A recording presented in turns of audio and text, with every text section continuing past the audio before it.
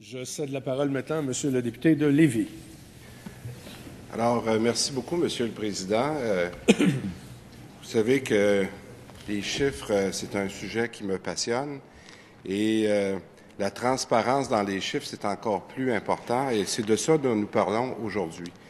Si les membres des deux groupes de l'opposition ont demandé au cours des dernières semaines, derniers mois même, d'avoir la participation du vérificateur général, c'est parce qu'on veut s'assurer que les documents qui nous seront fournis au cours des prochains mois puissent avoir l'aval du vérificateur général. Je ne reviendrai pas sur les différentes étapes que ma collègue vient de passer parce que j'y souscris totalement et il est même un peu surprenant de voir que nous avons tant de difficultés en tant que parlementaires à avoir l'information qui nous est due. Et en fait, la question que nous devrions nous demander, qui vient résumer ce manque de transparence, c'est probablement de se demander, mais qu'y a-t-il qu'il ne faudrait voir? Est-ce que, Monsieur le Président, on peut se demander s'il y a des choses, s'il y a des informations financières qui sont en possession du gouvernement, au ministère des Finances, dans la garde rapprochée, qu'on ne veut pas partager avec les autres parlementaires? C'est ça la question qu'il faut se poser, parce que dans toute information financière, dans toutes les grandes organisations, la participation d'un vérificateur général ou d'un vérificateur interne, c'est quelque chose, Monsieur le Président, qui va de soi. Alors là, ce qu'on se rend compte, et ma collègue l'a bien expliqué, c'est que depuis des mois, nous demandons la participation du vérificateur au projet de mise à jour économique et cette participation-là, pour toutes sortes de raisons, elle est retardée et il va nous être très difficile d'avoir de l'information vérifiée en temps et lieu. Alors, je le redis, Monsieur le Président, qu'est-ce qu'il ne faut pas voir dans l'information qui devrait nous être fournie? Laissez-moi vous donner quelques exemples, Monsieur le Président, parce que il y a plusieurs personnes qui vont regarder cette information-là au cours des prochains mois. Ne fait que penser aux agences de crédit, par exemple. La mise à jour économique qui va sortir, on va le souhaiter dans les prochaines semaines, va être examinée par les agences de crédit parce que, comme vous savez, nous avons beaucoup de dettes.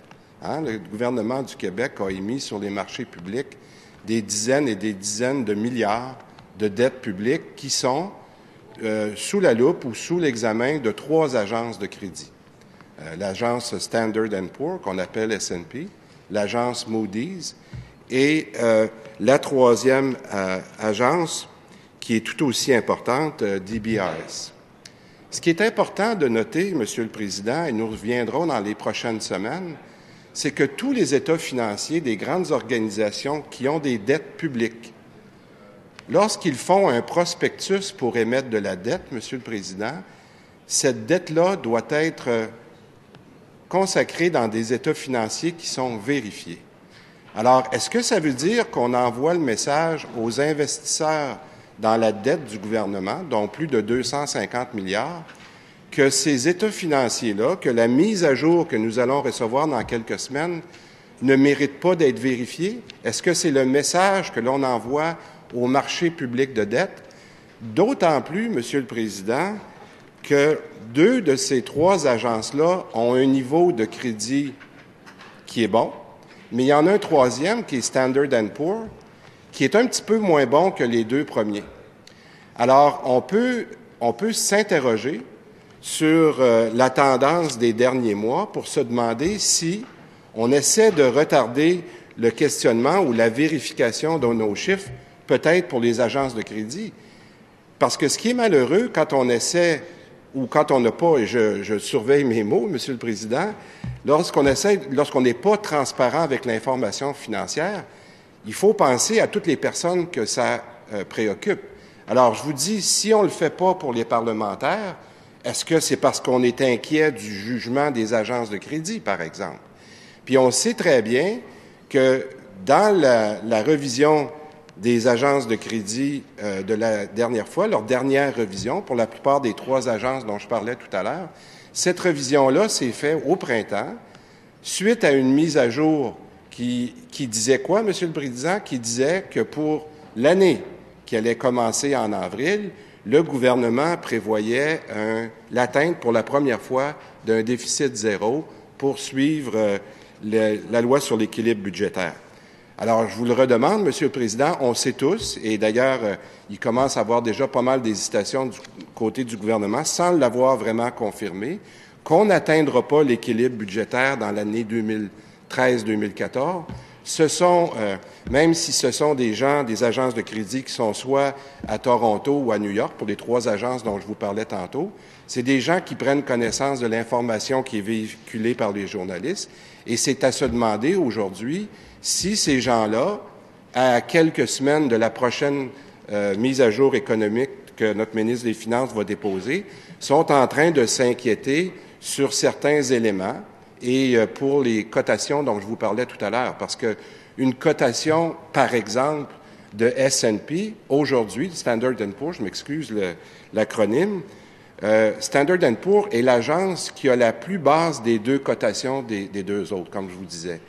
Mais s'il fallait que les 2 autres agences commencent à se questionner eux aussi et réduisent leur cote, c'est-à-dire qu'ils disent qu'ils pensent que le crédit est un peu plus difficile, bien c'est sûr que ça pourrait avoir des répercussions importantes sur la dette qu'on émet au cours des prochains mois. Et Dieu sait que la dette du gouvernement du Québec en ce moment croît à un rythme de 10 à 12 milliards par année.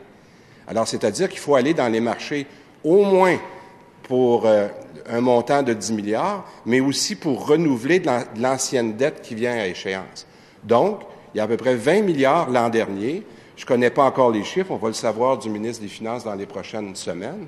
Mais l'an dernier, il y a eu 20 milliards de nouvelles dettes qui a dû avoir une nouvelle cotation avec les agences. Et moi, je m'inquiète un peu de ce manque de transparence-là et de l'inquiétude que ça peut causer. Maintenant, il y a toutes sortes d'autres critères que je ne rentrerai pas dans le détail parce que nous aurons l'immense plaisir de questionner M. Marceau, Monsieur le ministre des Finances, pardon, sur ce sujet-là dans les prochains jours, dont demain, à moins qu'il y ait un changement à son horaire. Mais on aura aussi, au cours de la mise à jour économique, la chance de le faire. Ce qui m'inquiète, et ça c'est le deuxième point, non seulement on ne veut pas laisser le vérificateur faire le travail qui nous a demandé, et comme je vous viens de vous expliquer, je pense qu'on peut se demander pourquoi. Mais la deuxième chose qu'on a essayé de faire, et ça je trouve ça très malheureux envers le vérificateur et son équipe, on a perdu à peu près 2 mois entre le mois de septembre et le mois d'octobre à dire que le vérificateur et son équipe n'avaient pas les compétences pour faire le travail. Et ça a été une longue discussion pour décider qu'il n'avait pas non seulement dans son équipe les compétences techniques, mais on a discuté aussi que le genre de travail qu'on lui demandait dans une mise à jour, il ne pouvait pas faire, puis nous étions ici, nous l'avons déjà discuté, et qu'il ne pouvait pas faire ce travail-là parce qu'il ne pouvait pas émettre une opinion sur la portion des prévisions financières de l'année qui n'est pas complétée. Dans sa lettre qu'il a déposée aux gens du gouvernement, dont j'ai copie ici, il reprend point par point, le vérificateur général de M. Sanson, reprend point par point les raisons que non seulement son équipe a toutes les compétences pour faire le mandat que l'Assemblée nationale lui a demandé, mais il dit aussi qu'il est pleinement dans son mandat de venir faire un examen, une révision sur la partie des prévisions financières dont on n'aura pas les chiffres actuels.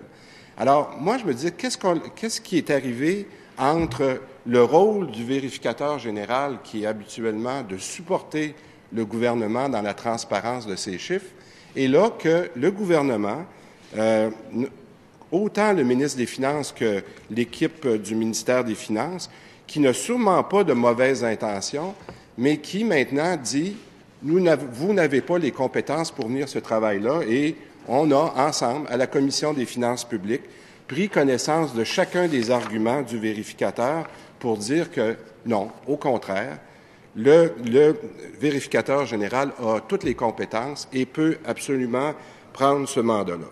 Bon.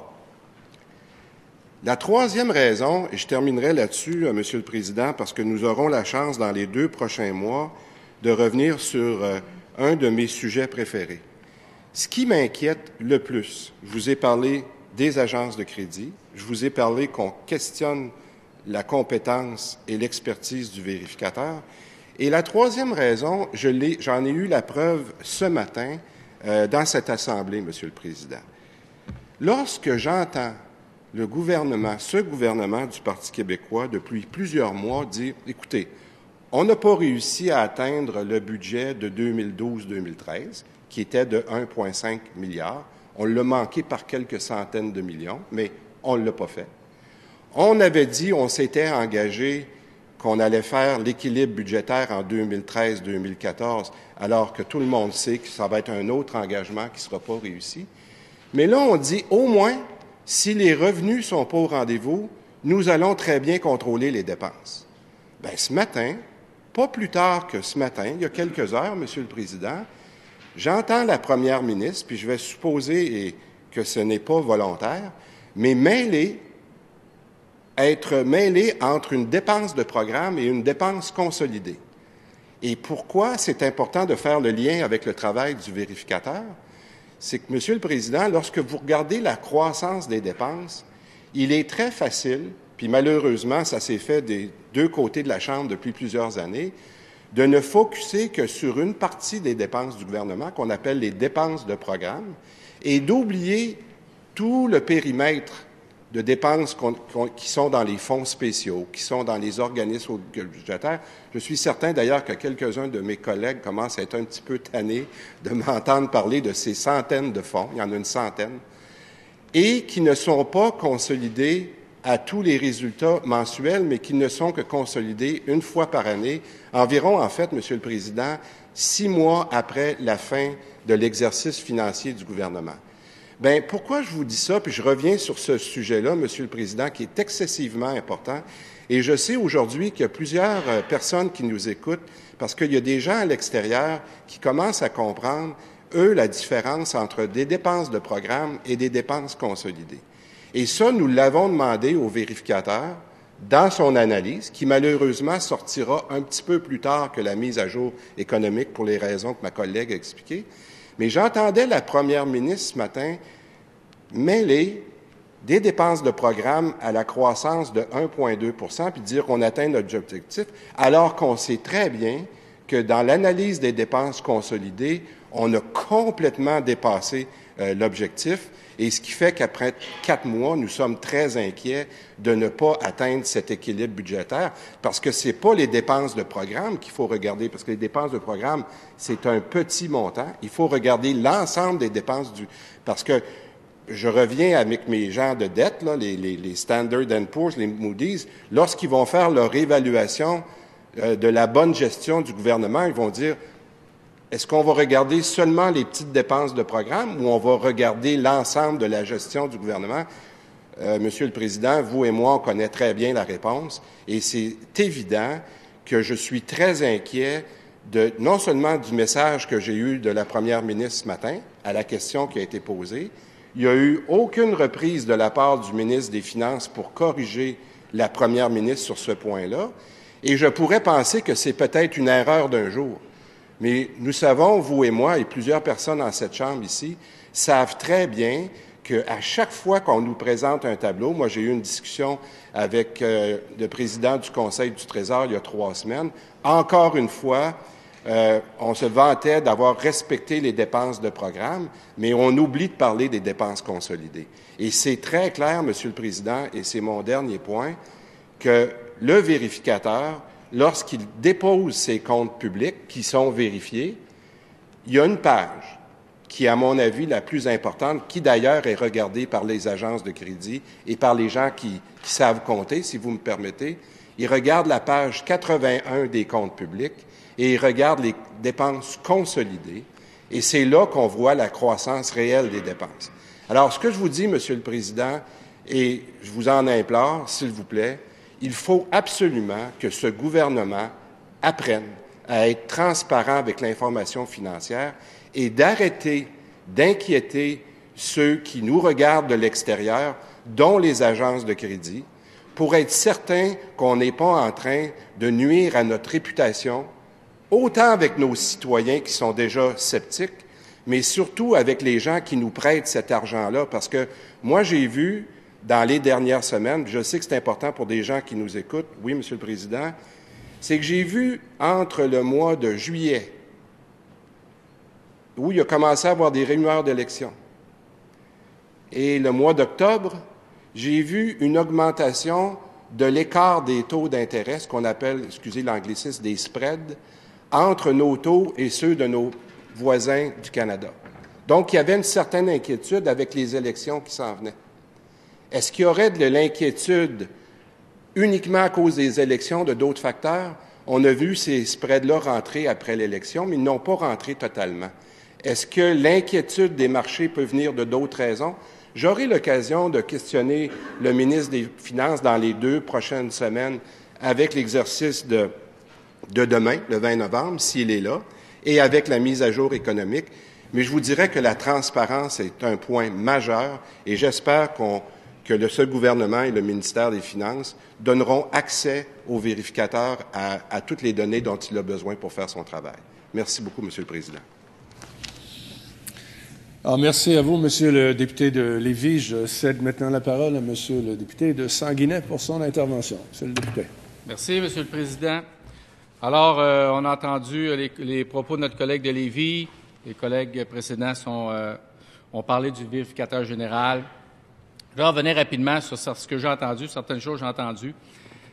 D'abord, on parlait de carte de crédit. Il faut rappeler que, suite au dépôt du budget de 2013-2014, pardon. Non, 2012-2013, les agences de crédit ont tous accepté d'emblée la façon de faire de notre gouvernement. Toutes les agences de crédit ont maintenu la cote du Québec. Et il faut comprendre une chose. Quand on regarde comment on évalue une cote de crédit, bon, j'ai entendu le député de Lévis là, qui était catastrophé, là. Écoutez, il y a 2 choses qu'il faut retenir quand on évalue une cote de crédit. La cible des dépenses que le gouvernement va réaliser ou non, et l'endettement public. Suite à notre première année, on a atteint nos cibles de dépenses pour la première fois en 10 ans. Les libéraux, eux, c'était 0 en 9. Ils ont passé 9 fois dans le mythe. Ça fait toute une manche, là, 9 fois dans le mythe. Nous, 1 en 1. Imaginez les cotes de crédit quand ils vont constater ou ils ont constaté ça. On a réalisé notre objectif. Ensuite, on regarde au niveau de la dette. Il faut toujours considérer la dette par rapport au PIB, par rapport à notre revenu. On était, quand on a pris le pouvoir, à 55 55,3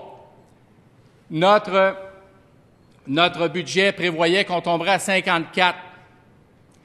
Mais dans les faits, on est tombé à 53. Et donc, on a battu notre cible qui était quand même d'une diminution d'endettement public. On l'a battu, on l'a diminué encore plus que ce qu'on avait prévu.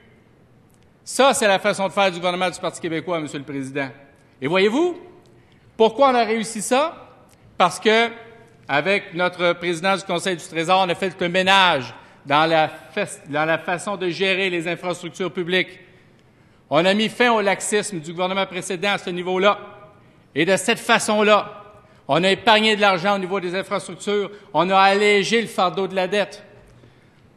Pourquoi le député de Lévis panique? Je ne sais pas. Moi, je peux vous confirmer dès le départ que la cote du crédit du Québec sera maintenue, Monsieur le Président, parce qu'on a fait notre travail, parce qu'on a été intelligent dans la façon de gérer les finances publiques. Manque de transparence. On entend beaucoup ça. On n'est pas transparent. Écoutez, c'est comme un peu la théorie du complot, là. Tu sais, là, ils sont là, puis ils se disent, il doit se passer quelque chose. Ça se peut pas que ce soit bon de même. Mais oui, on est bon comme ça. Il n'y a pas de complot là-dedans. On est comme ça. On est bon. Fait que là, ils font des interpellations. Là, on va faire des interpellations, il faut les questionner. Puis il faut donner rendez-vous au ministre des Finances. On va le faire passer en commission. C'est un peu comme le secret de la caramel qui dit, écoute, à un moment donné, il faut qu'on trouve là, pourquoi ils réussissent comme ça. Puis là, moi, j'ai assisté à des interpellations, ça n'a pas de bon sens. Écoutez, c'était une parade. Et là, à un moment donné, à chaque fois, là, il arrive avec des questions. Je ne sais pas s'il était mal préparé ou quoi que ce soit, ou si on est si bon que ça, mais à chaque fois, il faisait patate. À chaque fois, il disait, Colin, ça ne pogne pas les journaux ou quoi que ce soit, on n'est pas capable de montrer qu'il y a un complot qui se trame. Il n'y a pas de complot, Monsieur le Président. La compétence, tout simplement, c'est ça qui nous motive, c'est ça, c'est notre gouvernement. Alors, il faut comprendre ça. Et là, à un moment donné, regardez, je vais vous donner un exemple, Monsieur le Président. Je sens que j'ai votre attention, donc j'en profite. Le 30 octobre, ils invitent le ministre des Finances à passer 5 heures en commission des finances publiques. 5 heures! Et puis quand on parle du ministre des Finances, il y a plein de choses à faire. Puis qu'est-ce que le ministre des Finances a dit, comme d'habitude? Bien, je vais y aller, il n'y a pas de problème. Et là, il rit parce qu'il sait que c'est vrai. Et là, il arrive, et finalement, la commission des finances publiques, l'opposition dit « Non, on ne veut pas le voir. Finalement, on ne le verra pas, parce que probablement qu'il n'y aura pas les chiffres qu'on voulait, ainsi de suite. » Et là, cette journée-là, c'est une journée noire, Monsieur le Président. Alors que le ministre des Finances était prêt à venir nous jaser pendant 5 heures. Eux, ils ont dit, non, on ne veut pas le voir, on veut le revoir plus tard avec des papiers. Et là, ils ont envoyé un subpoena au ministre des Finances. Ça, c'est extraordinaire, Monsieur le Président, là. Ils ont traité le ministre des Finances de cette façon-là. C'est un huissier qui est allé porter le subpoena au ministre des Finances, alors qu'il a toujours collaboré. Il a toujours répondu aux questions. Il ne s'est jamais défilé. Mais ça, c'est normal, Monsieur le Président. On regarde ça, puis, écoutez, ils se disent, on veut absolument l'avoir. Puis là, le député, cette valeur, il est parti, le député de Lévis, j'espère qu'il a mis sa TV. Là, il disait, il faut avoir les chiffres. Écoutez, c'est pas un club paroissial que le ministre des Finances y gère, là. Là, il dit, il faut avoir tel chiffre, il faut avoir tel chiffre, il faut avoir les organismes extra-budgétaires, ainsi de suite. Là, il a fait travailler un paquet de monde, parce que ça, c'est des chiffres qui sont là une fois par année. Il a fait travailler plein de gens, parce qu'il y avait un complot qui se tramait, Monsieur le Président. Là, il fallait qu'il trouve, là, ils sont où les chiffres pour nous montrer là, qu'il y a de l'incompétence dans ce gouvernement-là. C'est pas sérieux, mais c'est normal. À la CAQ, il n'y a jamais eu de ministre des Finances. Ils ne savent pas c'est quoi. Puis là, le Parti libéral, il y en avait un, mais là, bon, il n'est plus là, mais il y en avait un, mais n'empêche que les libéraux aussi ont accepté le subpoena. Écoutez, là, quand on parle de ça, aux finances publiques, là, qu'est-ce qui arrive, là? Le député de Bras-Missisquoi, il cale le rigodon, puis le député de Lévis se met à danser.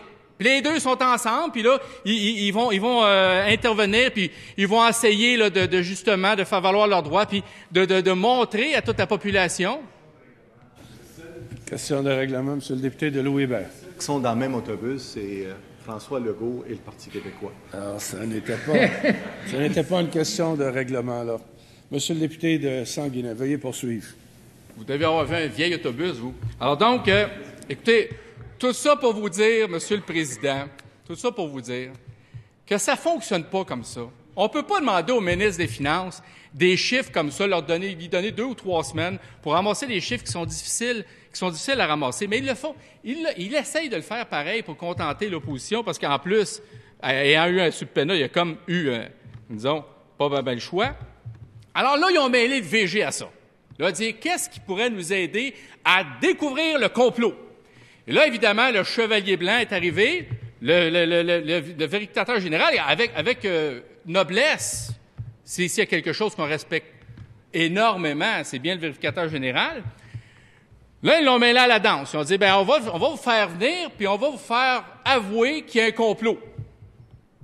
Alors donc, il y a une motion à l'Assemblée nationale qui a demandé au vérificateur général de venir à la CFP. L'article 36 de la loi sur le vérificateur général stipule que le vérificateur général ne peut pas accepter un mandat de l'Assemblée nationale.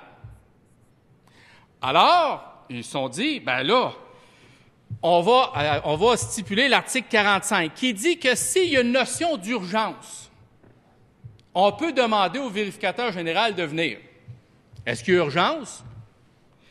C'est la première fois depuis 2008 qu'on demande au vérificateur général de venir et d'aller voir le ministère des Finances et d'aller justement vérifier leur façon de procéder. C'est arrivé en 2008, une seule fois. Mais il y avait un sentiment d'urgence. il faut se dépêcher. Il se trame quelque chose. Et là, qu'est-ce qui est arrivé? Là, ils se sont dit, il faut que tu ailles voir le ministre des Finances, il faut que tu ailles vérifier ce qui se passe à l'intérieur du ministère des Finances. C'est drôle, hein? Quand, en 2008, la Caisse de dépôt de placement a perdu 25 % de son portefeuille, il n'y avait pas de sentiment d'urgence. Quand, en 2008, on est arrivé avec la pire crise depuis 1929, que tout le monde voyait la crise, puis que le ministre des Finances de l'époque, puis le gouvernement libéral n'avait pas vu aller la crise, on n'a pas de sentiment d'urgence à ce moment-là, Monsieur le Président? Quand le parti qui était au pouvoir à l'époque pendant 9 ans a ramassé 30 % de la dette publique en 9 ans, la dette totale publique du Québec, responsable de 30 %, il n'y avait pas de sentiment d'urgence, Monsieur le Président? Quand ils ont manqué le cible, 9 années en ligne, 9 années dans... Hey, 9 prises en ligne, swing dans le beurre. Take a picture. 9 années en ligne. Ils n'ont pas demandé au vérificateur général. Mais là, hey, on remplit nos cibles, on respecte nos cibles. Notre déficit est plus faible que... Oh, non, le déficit est plus élevé de 100 millions. Le député de Lévis, il mentionnait ça tantôt. Il n'a pas dit, ils ont manqué notre cible, 100 millions. Si ça n'avait pas été de la grève étudiante, où on a payé 60 millions pour gérer la grève étudiante, bien, on serait presque sur la pine à 1,5 milliard. Il faut s'entendre là-dessus.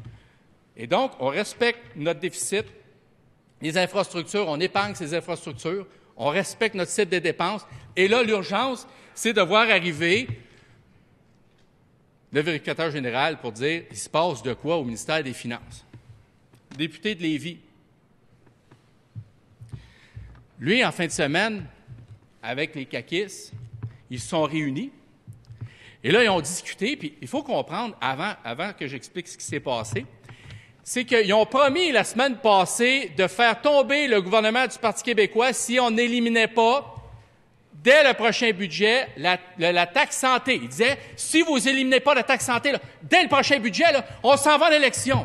Urgence, c'est urgent, écoutez, il y a quelque chose qui se passe, il faut qu'on élimine ça. Et là, en fin de semaine, là les caquistes étaient là, et là, ils se posaient des questions, ils disaient, il faut éliminer la taxe santé. Savez-vous quoi, M. le Président? Ils l'ont dit, on va éliminer la taxe santé à l'intérieur d'une période de 5 ans. C'est drôle, hein? Eux autres, ils l'ont pas. Sentiment d'urgence entre eux autres. Puis là, ça applaudissait, là. Ah, c'était le festival des sourires puis des tapes dans le mythe. Il l'avait pas. Là, c'est pas urgent, là. On peut prendre 5 ans pour la taxe santé. Nous, c'est tout de suite. Il faut que ça soit. C'est toujours comme ça, M. le Président. C'est toujours comme ça que ça se passe. Les libéraux auraient pu appeler le VG à peu près 50 fois durant le mandat de 9 ans. Eux autres, ils prennent 5 ans pour la taxe santé, pas de problème. Nous, il faut faire ça tout de suite, puis si on le fait pas tout de suite, là, c'est épouvantable, puis on s'enligne vers une catastrophe économique. Autre chose qu'on a parlé tantôt. On parlait de ce que peut accomplir le vérificateur général. Là, l'opposition leur a donné une mission au vérificateur général. C'est de faire des prévisions économiques. Ah, puis là, ils se sont retrouvés ensemble, puis ils ont dit, là, on va lui demander de faire des prévisions économiques. Moi, je suis intervenu, je suis économiste d'information, je sais c'est quoi faire des prévisions économiques.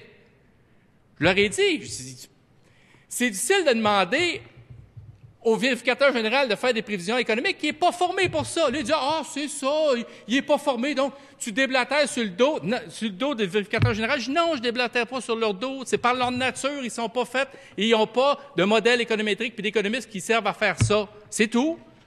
C'est pas des mauvais bugs. Qu'est-ce qui est arrivé finalement? Là, les gens disent, ah, c'est n'importe quoi, ils vont être capables de faire des prévisions économiques, puis ainsi de suite. Quand on a eu la visite du vérificateur général en CFP, qu'est-ce qu'il nous a dit? Ah, nous, on ne peut pas faire des vérifications et des prévisions économiques, on va engager à l'externe. Ah ouais? Ben oui, on va engager à l'externe. Qu'est-ce qu'ils vont engager à l'externe? Des conjoncturistes, des économistes, ils vont engager ça. Mais ils n'ont pas la formation, mais ils vont engager des gens. OK. Si le gouvernement du Québec, quand il fait un budget puis des mises à jour économiques comme il fait actuellement, là, qu'est-ce qu'il fait, le gouvernement du Québec? Il fait des prévisions avec leur modèle, puis ensuite, il regarde ce que donnent leurs prévisions, puis ensuite, il regarde les meilleurs conjoncturistes au Québec. Il regarde les meilleurs conjoncturistes au Québec, puis ils disent, est-ce que vous êtes d'accord avec ça? Est-ce que vous êtes d'accord avec ça? Là, il faut comprendre que le ministère des Finances, c'est le 3e meilleur pour évaluer les rentrées de revenus au Canada comme institut, c'est le meilleur pour évaluer les dépenses au Canada.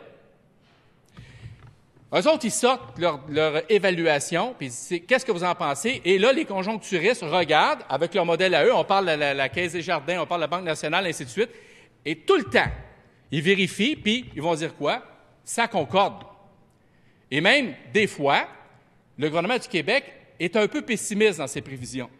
Un petit peu. Pour justement que l'ensemble de la communauté dans le privé disent « OK, on accepte, c'est correct, vos prévisions sont bonnes. » Et là, vous allez me dire que le vérificateur général, avec 2 externes, va être capable de dire « Non, non, non, c'est pas correct », alors que le ministère des Finances, qui est prouvé comme étant extrêmement bon dans ses prévisions, puis l'ensemble des conjoncturistes au Québec les plus renommés, vont, eux, donner leur aval au ministère des Finances, puis eux vont être capables d'évaluer, puis de dire « Ça marche pas comme ça, vous avez mal évalué les revenus ou les dépenses. » Ils ne sont pas formés pour ça. Puis ils nous l'ont dit, en plus, en commission. Ils l'ont dit « On n'est pas formés, on va avoir à l'externe. » Bien, c'est comme ça que ça fonctionne, Monsieur le Président. Vous savez, ma mère me disait souvent ça, « Qui trop embrasse, mal étreint. » T'es bon dans quelque chose, reste donc là-dedans. Essaie pas d'en faire plus que la foule en demande. Parce que tu peux arriver avec beaucoup de problèmes. Alors donc, finalement, le ministère des Finances a accepté et a collaboré avec le vérificateur général. Le vérificateur général est venu au ministère des Finances à plusieurs reprises. Il continue à y aller et de participer, de collaborer avec le ministère des Finances. Il faut comprendre quelque chose. C'est sûr qu'ils aimeraient ça, que ça allait plus vite. Tout le monde aimerait ça. Mais le ministère des Finances, actuellement, est en train de faire sa mise à jour économique et il fait son possible. Et même le vérificateur général a avoué à quelque part, dire « Bien oui, je comprends qu'ils ont un mandat extrêmement lourd et on avance le mieux possible. » Mais devant le sentiment d'urgence, encore une fois, du Parti libéral et du Parti de la CAQ, nous sommes rencontrés, ne bougez pas, je vais le trouver, je suis un peu mêlé dans mes affaires. Si vous voulez faire un débat, le député d'Huntington, quand vous voulez, sur les finances publiques, ça me fait plaisir, monsieur le député d'Huntington. Je vous attends, je suis votre voisin en plus, vous n'aurez pas grand chemin à faire pour qu'on fasse un débat. Je pourrais même aller le faire dans votre comté, si vous voulez, ça me ferait plaisir. Je demanderais, là, monsieur le député, là, de ne pas interpeller le député qui a la parole. Et, monsieur le député, adressez-vous à la présidence. Ça allait bien jusqu'à là. Finalement, les recommandations de la commission. Bon, je sais que mon collègue en a parlé tantôt. Bien, dans les recommandations, on parlait de procéder immédiatement à l'évaluation des prévisions financières, qui soient raisonnables, ces prévisions-là. Et donc, finalement, après conciliabule, avec le Parti libéral et la CAQ, finalement, ils ont conclu également qu'on ne pouvait pas évaluer des prévisions économiques tant aussi longtemps qu'elles n'étaient pas sorties. Et ça, au moins, on a été capable, ensemble, à l'unanimité, de finalement expliquer qu'on a beau avoir un sentiment d'urgence, on a beau vouloir faire plein de choses, mais évaluer les prévisions économiques avant qu'elles soient sorties, c'est impossible. Et donc, voyez-vous, le vérificateur général va évaluer la qualité des chiffres quand ils seront disponibles et ils seront bientôt parce que ça va être suite à la mise à jour économique, tout simplement. Alors, Monsieur le Président, Madame la Présidente, il y a eu changement. Mais non, mais écoutez, j'étais comme un joueur de hockey, j'avais la tête entre les jambes. Donc, alors donc, il y a des amateurs de hockey ici. Alors, juste vous dire que le mandat du vérificateur général, c'est d'assurer que les méthodes de travail soient optimales. Écoutez celle-là. Il va faire en sorte que les prévisions économiques soient raisonnables. Alors, quand j'ai posé la question au VG, c'est quoi raisonnable? Il n'a jamais été capable de me répondre. Bon, peu importe. Alors, il va évaluer si les prévisions économiques sont raisonnables, tout simplement. Ça, c'est le mandat du vérificateur général. Ce qu'il faut retenir, c'est que le ministère des Finances collabore pleinement, que grâce à leurs performances passées durant la dernière année, moi, j'ai bien confiance et je suis convaincu que le vérificateur général donnera une très bonne note et suggérera probablement des choses, évidemment, c'est son travail, et que le ministère des Finances accueillera avec enthousiasme les changements, s'il y en a. Mais je peux vous dire, Madame la Présidente, que le vérificateur général va sûrement être impressionné par la qualité du travail de notre équipe et par l'excellence de notre ministre des Finances. Merci, Madame la Présidente.